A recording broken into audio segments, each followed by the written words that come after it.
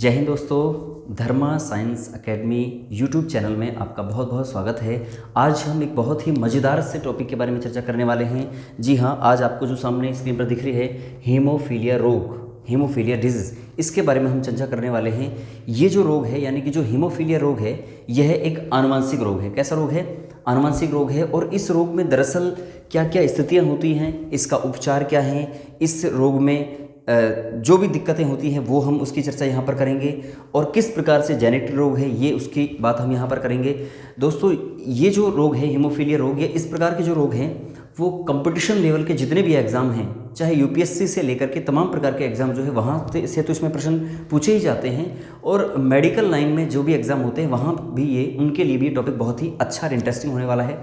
तो स्टार्ट करते हैं। सबसे पहले हीमोफीलिया रोग में नाम से ही पता लग रहा है हीमोफीलिया, हीमो प्लस में फीलिया, यानी कि हीमो का मतलब होता है जो है ब्लड।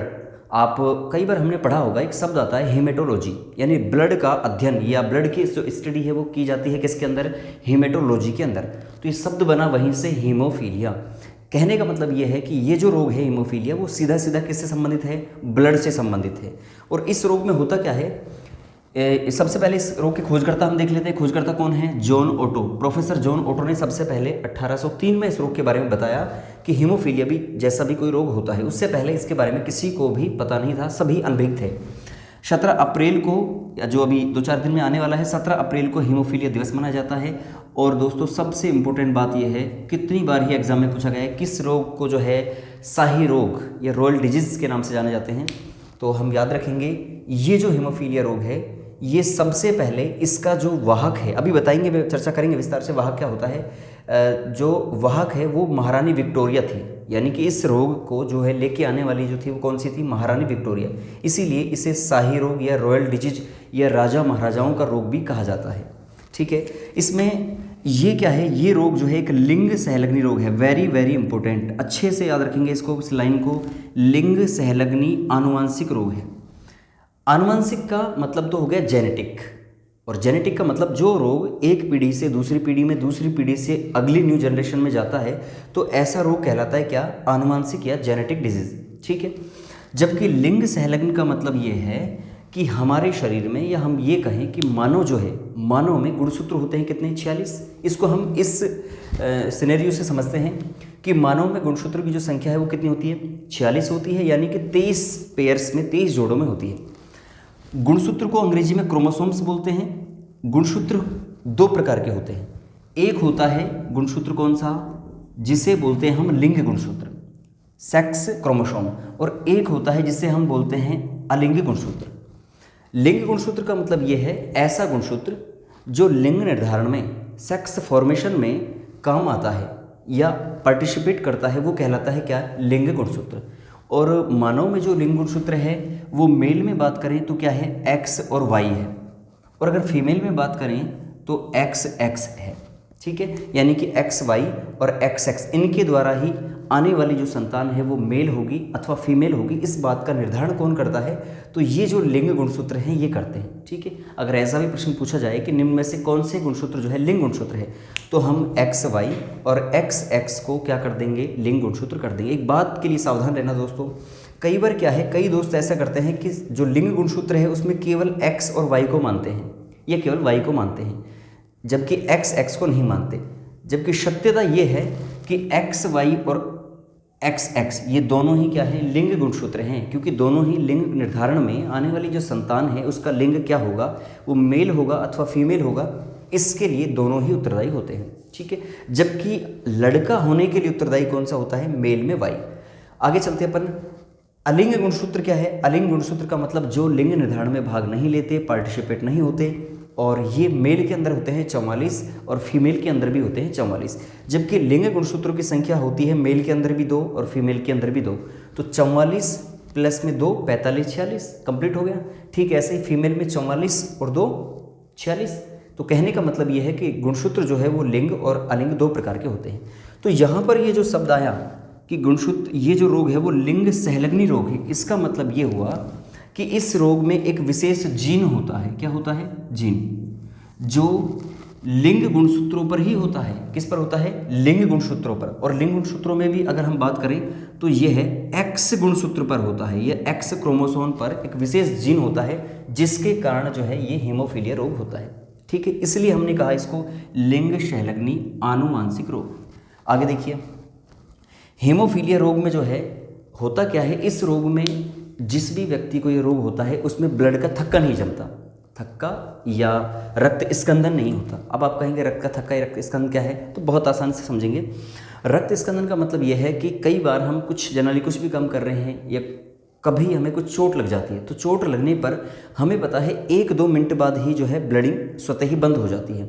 लेकिन कुछ ऐसे व्यक्ति या ऐसे लोग जिनमें रक्त स्कंदन नहीं होता, रक्त का थक्का नहीं बनता और लगातार जो है वहाँ से ब्लडिंग होती रहती है, रक्त बहता रहता है, तो उस व्यक्ति को हीमोफीलिया हो सकता है। हालांकि विटामिन के की कमी भी हो सकती है और भी दिक्कतें हो सकती है, लेकिन वहाँ पर अगर वो आनुवंशिक रोग है तो वो कौन सा हो सकता है? हीमोफीलिया रोग हो सकता है। रक्त का थक्का या रक्त स्कंदन का मतलब क्या होता है? इस पूरी प्रक्रिया में क्या होता है? रक्त स्कंदन की जो प्रक्रिया है, इस प्रक्रिया में एक प्रोटीन होती है जिसे बोलते हैं प्रोथ्रोम्बिन प्रोटीन। ये prothrombin protein fibrinogen protein, platelets जिसे कि हम थ्रोम्बोसाइट या बिंबाणु भी कहते हैं, तो फाइब्रिनोजन प्रोटीन, प्लेटलेट्स या थ्रोम्बोसाइट और कैल्शियम आयन जो हैं, ये सब, इन सब की उपस्थिति में ये प्रोथ्रोम्बिन प्रोटीन बदल जाती है आपके किस में? थ्रोम्बिन प्रोटीन में। किस में बदल जाती है? थ्रोम्बिन प्रोटीन में बदल जाती है। और इस प्रकार से जहाँ पर भी चोट आदि लगती है वहाँ क्या है, इस तरह से एक जाल समान संरचना बन जाती है और इस जाल समान संरचना में आपके शरीर में ब्लड का सबसे ज़्यादा जो भाग होता है जिसे हम बोलते हैं RBC यानी कि रेड ब्लड कॉर्पल्स या फिर इरिथ्रोसाइट्स, तो ये इरिथ्रोसाइट्स इनमें फंस जाते हैं और इस प्रकार से ब्लड का जो है थक्का या हम कहें स्कंदन हो जाता है। ठीक है, और इस पूरी प्रक्रिया के बारे में बताया था, ध्यान रखना आप, रक्त स्कंदन के बारे में बताया था एक वैज्ञानिक जिनका नाम है होवेल। किसने बताया था? होवेल ने रक्त स्कंदन प्रक्रिया के बारे में बताया था। ठीक है, एक बात यहाँ पर और याद रखिए, कई बार कॉम्पिटिटिव लेवल के एग्जामों में पूछ लिया जाता है कि बताइए निम्न में से किसका रक्त का थक्का नहीं बनता या किसका जो है थक्का नहीं बनता, तो वहाँ पर आपको ऑप्शन में RBC दे दिया, WBC दे दिया या प्लेटलेट्स दे दिया और मान लीजिए एक ऑप्शन दे दिया आपको प्लाज्मा। तो वेरी इंपॉर्टेंट पॉइंट ये याद रखना, प्लाज्मा जो है इसका थक्का नहीं जमता। कई बार देखो जो है रक्त का थक्का बनने के बाद भी एक पीला पीला सा चिपचिपा पदार्थ जो है दिखाई देता है, जो कि क्या होता है? प्लाज्मा ही होता है। आप कहेंगे प्लाज्मा का जब थक्का नहीं बनता तो ब्लड कैसे रुक जाता है? तो ब्लड रुकने का जो कारण है वो ये है कि जब RBC फंस जाती है उस जालनुमा संरचना में, उस रक्त स्कंदन की प्रोसेस में, तो वो फिर रोक लेती है प्लाज्मा को। ठीक है, इसके अलावा अब हम ये देखेंगे कि हीमोफीलिया के अंदर जो है और क्या क्या दिक्कतें हो सकती है और इसमें आने वाली संतान में ये रोग जो है किस प्रकार से हो सकता है, ये अपन इसमें देखेंगे। ठीक है, तो इस तरह से अगर हम देखें तो ये रक्त का थक्का नहीं बनता। एक बात और हम यहाँ पर याद रखेंगे, रक्त का थक्का बनने का जो टाइम है उसके लिए हम याद रखें, सामान्यतः जो स्वस्थ व्यक्ति होता है उसमें ब्लडिंग लेकर 1 से 2 मिनट में, मैक्सिमम 2 मिनट में रक्त स्कंदन हो जाता है, रक्त का थक्का बन जाता है। लेकिन जिस व्यक्ति में हीमोफीलिया रोग होता है उसमें लेकर के 5-10 मिनट से लेकर के और मैक्सिमम 24 घंटे तक जो है रक्त का थक्का नहीं बनता। ये जब तक उसको ट्रीटमेंट नहीं किया जाता तब तक रक्त का थक्का नहीं जमता, ये इसमें दिक्कत होती है। अगर हम ये देखें कि हीमोफीलिया में होता क्या है, स्थिति क्या होती है, तो हीमोफीलिया रोग के अंदर जिस व्यक्ति को हीमोफीलिया रोग होता है उसमें एक विशेष कारक होता है जिसे बोलते हैं कारक 8 या कारक 9 या फैक्टर 8 या फैक्टर 9 ये बोलते हैं।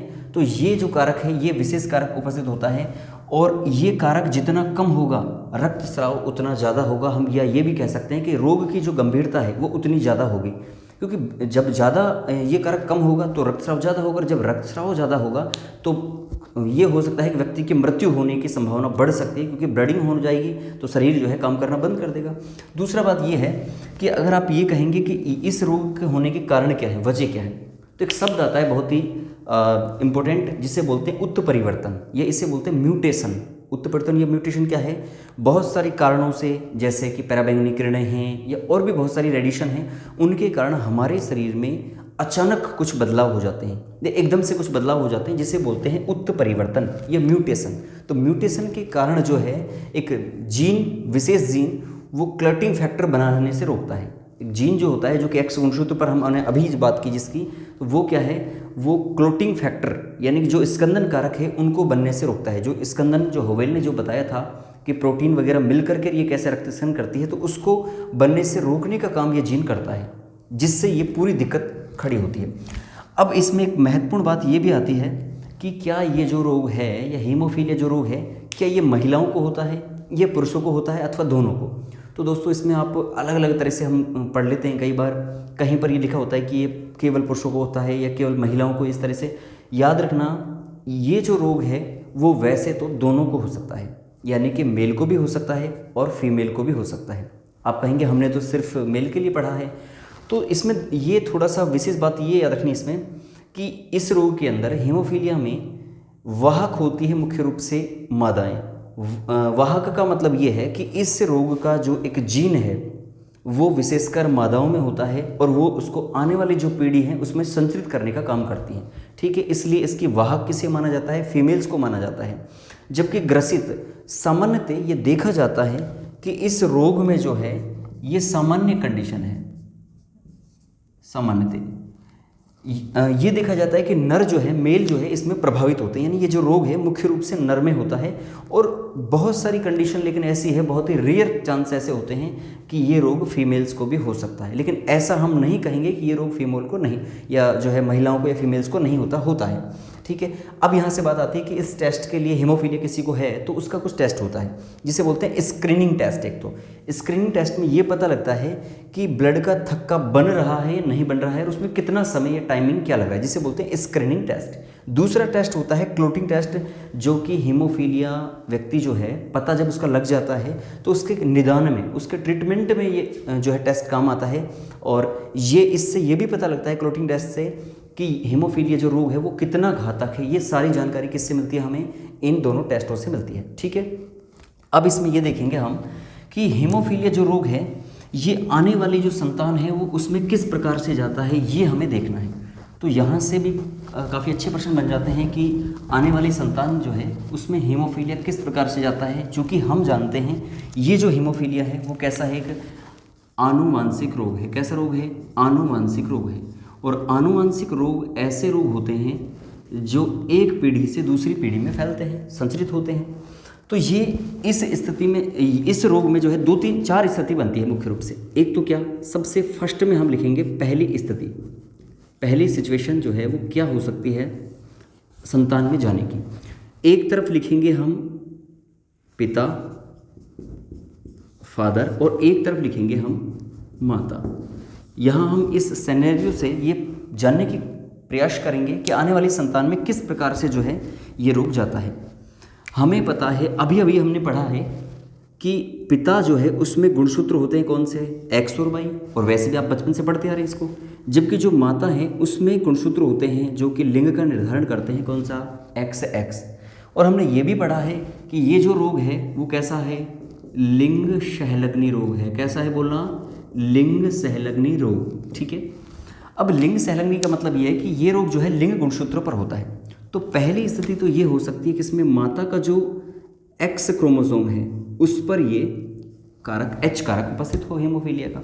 तो देखिए आने वाली संतान में जब क्रॉस होता है तो क्या स्थिति उत्पन्न होती है? ये एक्स इस एक्स से मिलकर के क्या बनेगा? X x. ठीक है, यानी कि ये जो हो जाएंगी क्या? फीमेल होंगी। यहाँ किसी एच कारक उपस्थित है इसलिए यहाँ पर एच कारक उपस्थित होगा, और ये जो फीमेल है ये कैसी होगी? ये वाहक होगी, यानी कि अगली पीढ़ी में इस रोग को ले जाने का काम करेगी, जबकि स्वयं कैसी होगी? स्वयं स्वस्थ होगी और अगली पीढ़ी में ले जाने का काम करेगी। ठीक है, यानी रोग नहीं होगा इसको। वापस से अब ये जो एक्स गुणसूत्र है इसका संयोजन करेंगे हम दूसरे वाले एक्स गुणसूत्र से, तो इसके ऊपर और इसके ऊपर किसी प्रकार से कोई हीमोफीलिया का जो है कारक नहीं है, तो एक्स एक्स, यानी ये भी क्या होगी? ये होगी तो फीमेल, और कैसी होगी? सामान्य होगी, या हम कह सकते हैं स्वस्थ होगी। ठीक है, अगर इस वाई का संयोजन हो गया अब इस एक्स के साथ, तो ये हो जाएगा क्या, एक्स वाई। देखो मैं वाई इधर है, एक्स ये है, तो आप ये मत सोचना एक्स पहले क्यों लिखा है, तो क्योंकि अल्फ़ाबेटिक हिसाब से पहले एक्स आता है ना, इसलिए पहले एक्स लिखा है, जबकि यहाँ वाई आता। तो ये क्या हो गया, एक्स वाई का मतलब हो गया मेल, और मेल जो है वो कैसा होगा, स्वस्थ होगा, किसी भी प्रकार का कोई इसमें रोग नहीं होगा। वापस से अब ये वाई जो है इस वाले एक्स के साथ भी क्या करेगा, संयोजन करेगा, क्रॉस करेगा, और यहाँ पर भी बन गया क्या, एक्स वाई। तो इस एक्स, पहले वाला जो एक्स था ना, इसमें ध्यान रखना ये एच उपस्थित है, इसलिए इसको थोड़ा सुधार करेंगे। ये एच उपस्थित है, यानी कि ये होगा तो मेल ही, लेकिन कैसा होगा, ये रोगी होगा। क्यों, क्योंकि देखो इस एक्स का संयोजन हमने किया इसके साथ, तो इसके ऊपर हीमोफीलिया का कारक उपस्थित है जीन, इसलिए यहाँ पर एक्स एच वाई, यानी कि ये रोगी होगा। इसकी बात करें तो इसमें किसी प्रकार का कारक नहीं है, और ये जो है मेल होगा, साथ में कैसा होगा, ये स्वस्थ होगा, यानी कि किसी प्रकार की दिक्कत नहीं होगी। आप ये भी याद रखें, ये जो संभावना होती है वो 25-25% होती है, तो आप ये कह सकते हैं इसमें कि 25% जो फीमेल है वो वाहक होगी, 25% जो फीमेल है वो कैसे होंगे, स्वस्थ होंगे बिल्कुल, और बिल्कुल 25% जो मेल है वो कैसे होंगे, रोगी, जबकि 25% मेल इसमें बिल्कुल जो है स्वस्थ होंगे पूर्ण रूप से। पहली स्थिति है। सेकंड स्थिति क्या हो सकती है, सेकंड जो सिचुएशन है उसमें ये हो सकता है कि यहाँ पर हम लिखें उसी प्रकार से पिता, ठीक है, और यहाँ पर लिखें हम माता। वापस से आपको पता है पिता के गुणसूत्र एक्स वाई और माता के क्या होते हैं, एक्स एक्स। अब इसका जो है क्रॉस हम कराते हैं। देखिए एक स्थिति में क्या किया था हमने, एक एक्स पर जो है एक कारक दर्शाया था। इस स्थिति में हम क्या करते हैं, ये जो पिता वाला गुणसूत्र है इसमें हम कारक यहाँ पर कि मान लीजिए पिता जो है वो कैसा हो, रोगी हो, यानी कि उस कंडीशन में रोगी पिता, यहाँ लिख भी सकते हैं रोगी पिता, और यहाँ पर माता कैसी है, वाहक, ठीक है। तो क्या स्थिति होगी, x का संयोजन करेंगे इस x के साथ, तो ये हो गया x x, लेकिन ऊपर क्या आ गया, h, ठीक है, इसलिए ये होगी फीमेल। और फीमेल आप बताइए मुझे कमेंट करके कि इसमें कितने प्रतिशत फीमेल जो है वो रोगी होगी। तो फीमेल जो है इसमें H यहाँ पर उपस्थित है, इसलिए ये कारक आप देख सकते हैं इसमें ये कैसी होगी, वाहक होगी। वाहक का मतलब आने वाली जो पीढ़ी है वहाँ पर इस रोग को ले जाने का काम करेगी। अब वापस से इस x का संयोजन जो है हम क्रॉस जो है इस x के साथ कराते हैं, तो पुनः वही स्थिति आएगी, और ये फीमेल होगी यहाँ पर फीमेल, और कैसी होगी ये, वाहक, ठीक है, यानी कि आने वाली जो पीढ़ी है उसमें ले जाने का काम करेगी। अब इस एक्स वाई का संयोजन करेंगे पहले वाले एक्स के साथ, तो हो गया एक्स वाई, पुनः इसका संयोजन इसके साथ करेंगे तो ये हो गया एक्स वाई, यानी कि दोनों मेल होंगे और किसी भी प्रकार का रोग नहीं होगा। कैसे होंगे, दोनों स्वस्थ होंगे, या हम कह सकते हैं कैसे होंगे, सामान्य होंगे, ठीक है। आप स्क्रीनशॉट लीजिए इतने। तो ये स्थिति इसमें होगी। तो दो स्थिति का पता लग गया।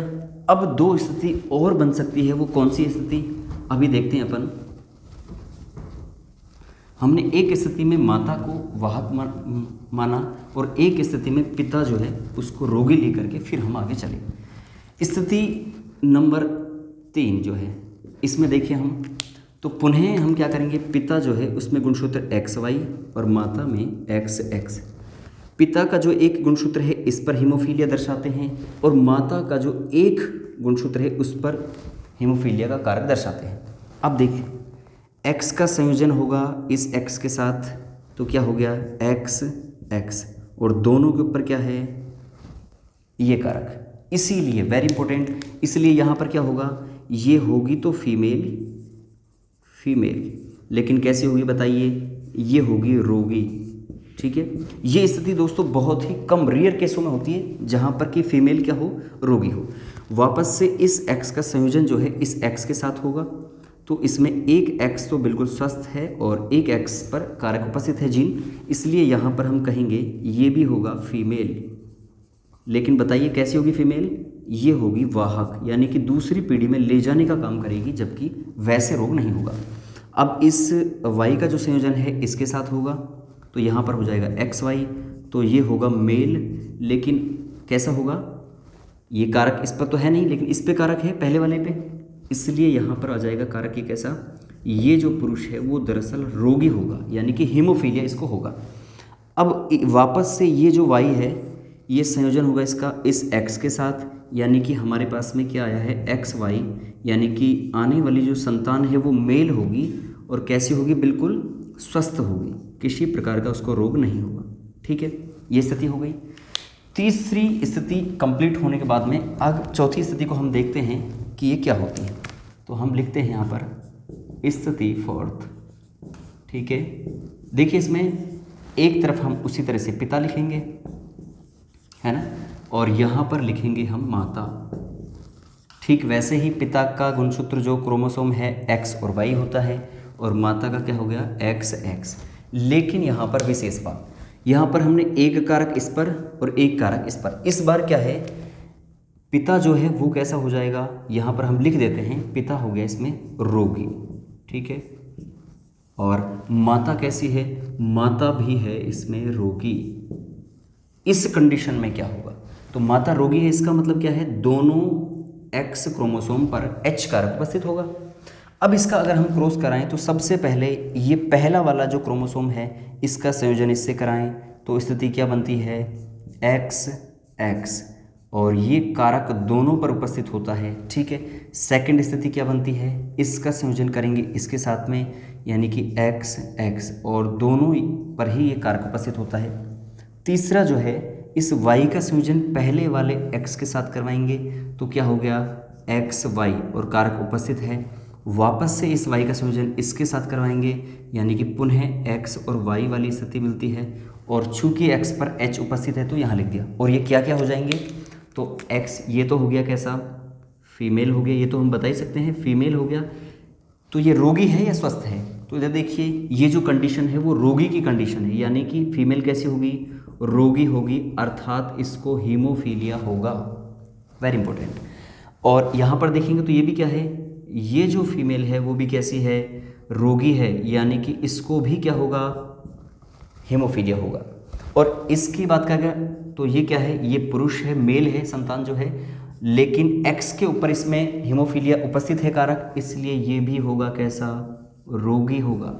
और अगर हम इसकी बात करें तो ये भी हो गया एक्स वाई है, मेल हो गया, और ये भी कैसा होगा, रोगी।